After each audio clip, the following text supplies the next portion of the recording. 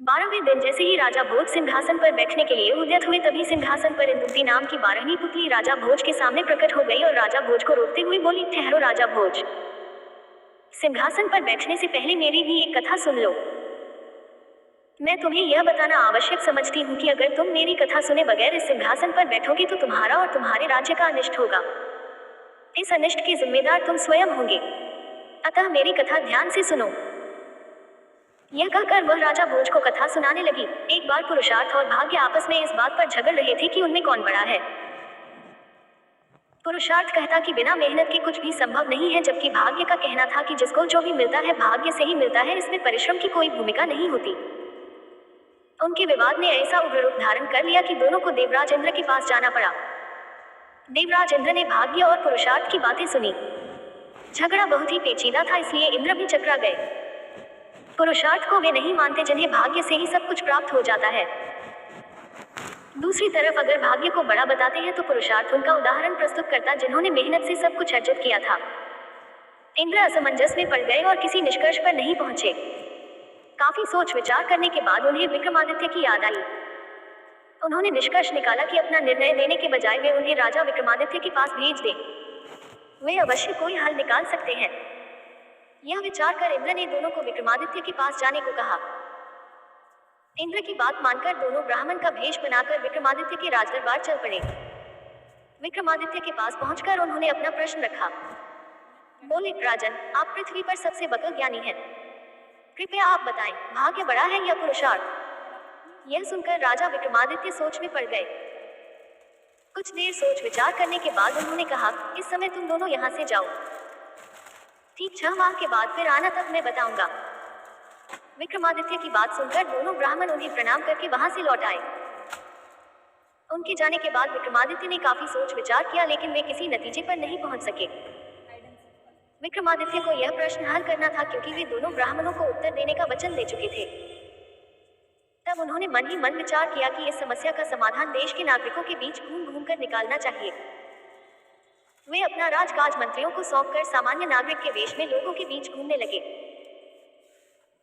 घूमते घूमते राजा विक्रमादित्य एक नगर में एक बहुत बड़े व्यापारी के पास गए और व्यापारी से प्रार्थना की कि वह उन्हें नौकरी पर रख ले। व्यापारी बोला, कौन सा काम करोगे और कितना वेतन लोगे?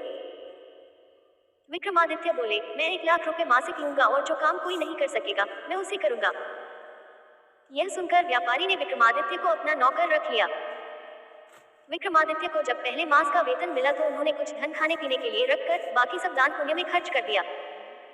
इसी तरह कई मास बीत गए। विक्रमादित्य को हर महीने लाख रुपये मिलते।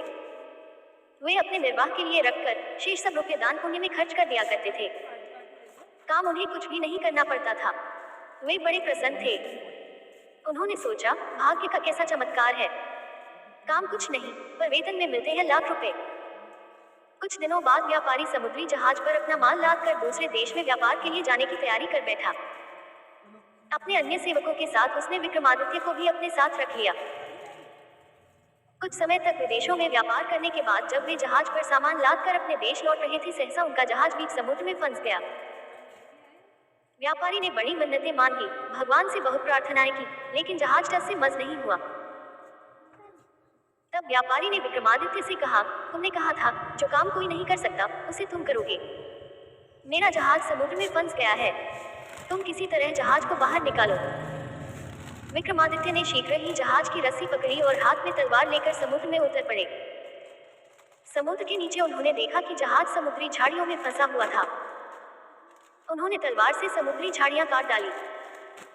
जहाज चल पड़ा, लेकिन विक्रमादित्य की हाथ की रस्सी छूटी, वह समुद्र में बहते चले गए। तैरते तैरते वे एक ऐसे द्वीप में पहुंचे जहां स्त्रियों का राज था। वहां कोई पुरुष नहीं था। उस राज्य की रानी का नाम अम्बावती था। वह कुंवारी थी। उसे किसी योगी ने बताया था कि एक दिन उज्जैन के राजा विक्रमादित्य यहाँ आएंगे, वही तुम्हारे पति होंगे।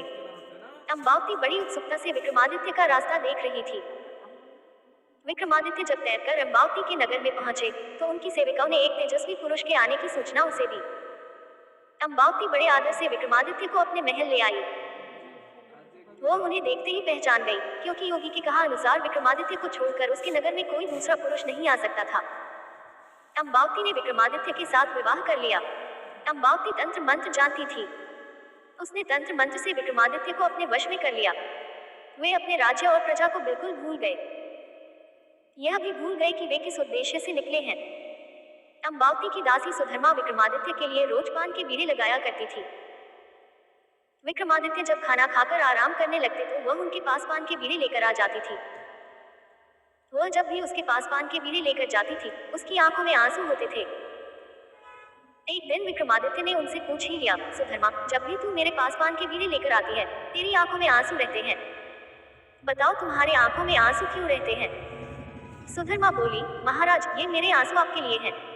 आप एक धार्मिक एवं प्रतापी राजा हैं। आपकी प्रजा आपके लिए बेचैन है, लेकिन आप यहाँ अम्बावती के जाल में फंसकर अपना कर्तव्य भूल गए हैं। अम्बावती तंत्र मंत्र जानती हैं। अब आपका यहाँ से छूटना मुश्किल है। सुधर्मा की बात सुनकर राजा विक्रमादित्य के मन में ज्ञान पैदा हो गया। उन्होंने सुधर्मा से पूछा, सुधर्मा, तुम्हारे पास कोई ऐसा उपाय है जिससे मैं यहाँ से आजाद हो सकूं? सुधर्मा बोली, हाँ महाराज, एक उपाय है। अम्बावती की घुड़साल में एक श्यामकर्ण घोड़ा है। उसका सारा शरीर तो सफेद है, लेकिन दोनों कान काले हैं। आप उसकी पीठ पर बैठकर कहना, चल श्यामकर्ण, उज्जैन चल। यह कहते ही वह आपको उज्जैन पहुंचा देगा। एक दिन विक्रमादित्य ने अम्बावती से कहा, आओ हम दोनों श्यामकर्ण की सवारी करें। अम्बावती इसके लिए तैयार हो गई, क्योंकि वह इस बारे में बिल्कुल निश्चिंत थी कि श्यामकर्ण घोड़े का भेद विक्रमादित्य को मालूम नहीं है। वह विक्रमादित्य के साथ घोड़े की पीठ पर बैठ गई। विक्रमादित्य ने घोड़े को एड़ लगाए और कहा, चल बेटा श्यामकर्ण, उज्जैन चल। यह कहते ही घोड़ा आकाश मार्ग से उड़ चला। अम्बावती ने बाधा डालने का प्रयत्न किया। विक्रमादित्य ने साहस से काम लिया और उन्होंने उसे समुद्र में गिरा दिया।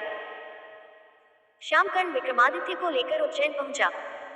अपने राजा को वापस लौटा देख सारे नगर वासियों में खुशी की लहर दौड़ उठी। विक्रमादित्य अपने सिंहासन पर बैठकर फिर से राजकार्य चलाने लगे।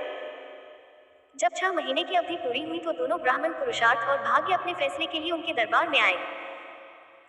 उन्होंने विक्रमादित्य से कहा, महाराज, अब आप बताएं, भाग्य और पुरुषार्थ में से कौन बड़ा है? विक्रमादित्य बोले, दोनों में कोई बड़ा छोटा नहीं, दोनों बराबर हैं। यह कहकर उन्होंने प्रमाण में अपनी पूरी कहानी ब्राह्मणों को सुना दी और कहा, इस कहानी में भाग्य और पुरुषार्थ दोनों का चमत्कार है। विक्रमादित्य का निर्णय सुनकर दोनों ब्राह्मण संतुष्ट होकर लौट गए। कहानी सुनाकर पुतली बोली, राजा भोज, यदि तुम में विक्रमादित्य जैसी दानवीरता और बुद्धिमता है तो इस सिंहासन पर बैठो, अन्यथा लौट जाओ। यह कहकर पुतली सिंहासन में अपनी जगह समा गई और राजा भोज उदास मन से अपने महल में लौट आए।